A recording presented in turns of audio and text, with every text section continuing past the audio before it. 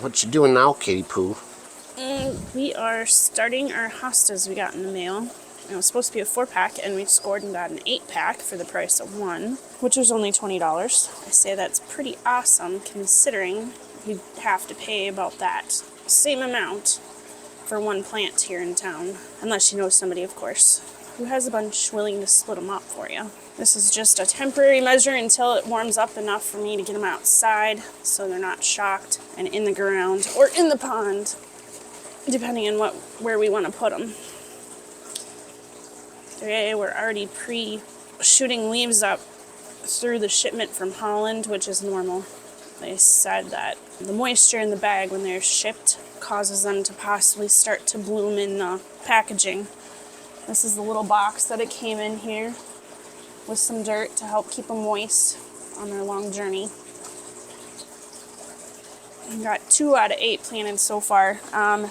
The only downfall to this ordering this way, it's kind of a blind order. You were just told there are 4 different types, but by looking at this, I might have more than 4 different types just at the coloration of everything, which is pretty cool. Hostas are a perennial that are pretty hardy for cold temperatures. They're pretty drought hardy also, for the most part. The only thing I found is they don't like certain types of soil, different nutrients in there. I planted some around some of Mom's pine trees a couple years back, and they decided they weren't going to come back. So it must have been too acidic over there for them. Where do you plan on putting these at? Well, most of these are going to be partial sun to shade. So they might be on the north side of the house or by the garage because it's a perfect little area. We don't get too much sun over there. We get some morning sun, but nothing hot in the afternoon. Being I don't know the species of these yet, I'm just going to treat them like they're a shade hosta.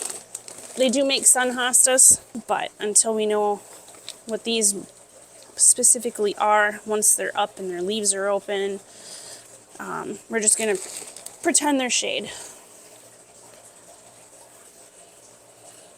Now, you can take hostas and intertwine them into your in-ground pond units where you can leave them over the winter and they'll come back in the spring. You just have to make sure they have enough nutrients from your pond, if it is an actual man-made pond or whether it's a nature-made pond, that they're going to thrive.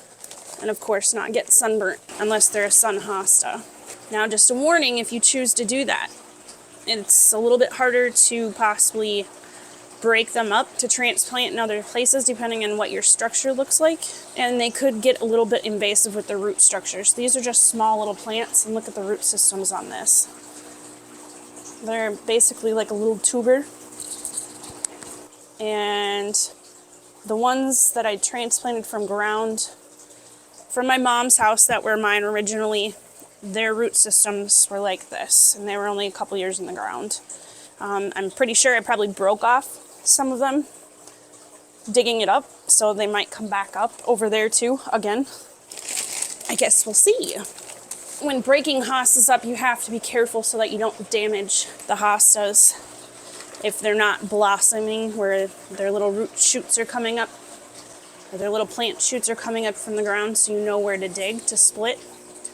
You can kill a hosta when you try and break it up without knowing what part is what of the plant, if you're doing a blind dig on them. I have a question. What's your question? Do you think we could save one of those, put it in one of the bogs with an aerator under it?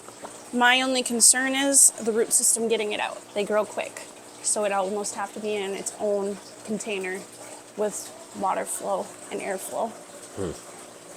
I can keep it in its own. Well, I'll keep the smallest one, and we'll go from there. How about that? Okay. Yeah, they will really thrive in a bog situation, especially when fish are involved. I'm getting down to the last nitty-gritty of this bag. Like I said before, hostas love water, and they are drought tolerant for the most part. If you have deer coming into your space, expect your hostas to disappear. The only ones I haven't seen them eat yet are the Empress Woos. So I'm not sure if they're on the same page as like an elephant ear, that they're poisonous to certain animals and caustic when they are broken.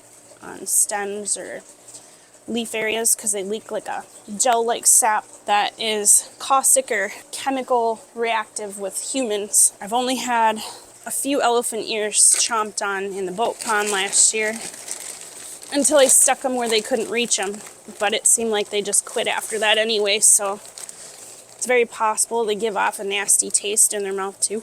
I'm not sure if the sap would act like a toad would if, you know, like when a dog gets hold of a toad, if it'd cause foaming or frothing in the mouth. I haven't personally seen them eat them. I've only come back to find them gone, so I'm gonna have to open the other bag.